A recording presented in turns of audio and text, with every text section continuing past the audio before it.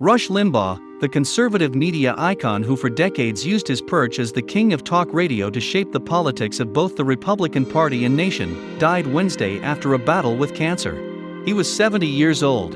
Limbaugh's wife Catherine made the announcement on his radio show Wednesday. As so many of you know, losing a loved one is terribly difficult, even more so when that loved one is larger than life. Rush will forever be the greatest of all time. Limbaugh announced in February 2020 that he had been diagnosed with advanced lung cancer.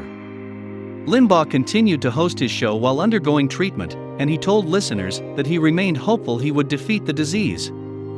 A pioneer of AM talk radio, Limbaugh for 32 years hosted The Rush Limbaugh Show, a nationally syndicated program with millions of loyal listeners that transfigured him into a partisan force and polarizing figure in American politics.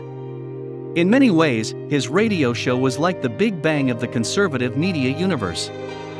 The Rush Limbaugh Show helped popularize the political talk radio format and usher in a generation of conservative infotainment. Using his sizable platform, Limbaugh advanced conservative ideas, though he often waded into conspiratorial waters and generated controversy for hateful commentary on gender and race. During the course of his career, Limbaugh started a number of fires with his commentary. Rush Hudson Limbaugh III was born in Cape Girardeau, Missouri, to Rush Hudson Limbaugh Jr. and Mildred Carolyn Limbaugh. His father, Limbaugh Jr., was a prominent Republican activist. Limbaugh's younger brother, David Limbaugh, is a lawyer and conservative commentator. From a young age, Limbaugh was interested in a career in radio. When he was 16 years old, Limbaugh enrolled in a summer course on radio engineering and earned a broadcaster's license.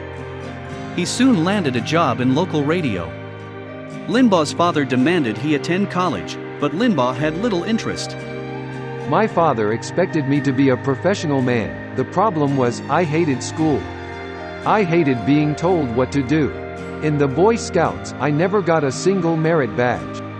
In school, my grades were terrible. I just didn't want to be there. I just wanted to be on the radio. In 2010, Limbaugh married his fourth wife, Catherine Rogers, a 33-year-old event planner.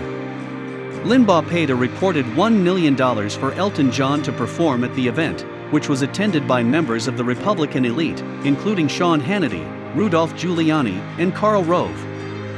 Limbaugh announced in February 2020 that he had been diagnosed with advanced cancer. A day later, Trump awarded him with the Presidential Medal of Freedom, the highest honor a president can bestow on a civilian. The decision to award Limbaugh the medal ignited fury among those who pointed to the radio host's divisive rhetoric and inflammatory comments.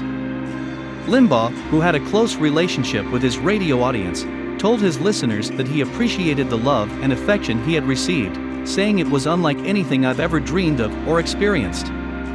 But he said he preferred not to talk often about his treatment or health.